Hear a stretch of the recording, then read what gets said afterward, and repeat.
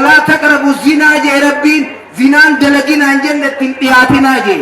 التنتياتنا سني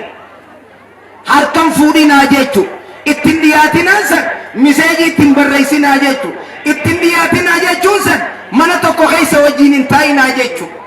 amma tokko aruuza gala ala kanaa laaltu dhiiraa dhalaan addumatti aruusni gala eega gale gaabbiinaa wal kaayyatan kun akkana waliin qamaa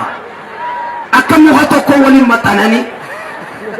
takka faajimaan irraa guuri haaja ammuma qudura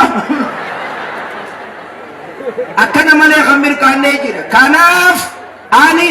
waan aadaa fuudhaa heerumaa dhalaa yogguunii fi dhiirti tokko jaallattu maarii bichaa wanni namni gaafachuu qabu namni yogguu dhalaa fuudhu maarii taakka mana keessa olne kunama nafaqaa isii nafaqaa nyaata siitii fi uffata siitii dandeanii gabbahan kan kanaaf aayyotiyya ummaatiyya gabbara waan hin taane akka garteen gaafanne dhiirtii harma jirtanii sina dhageessan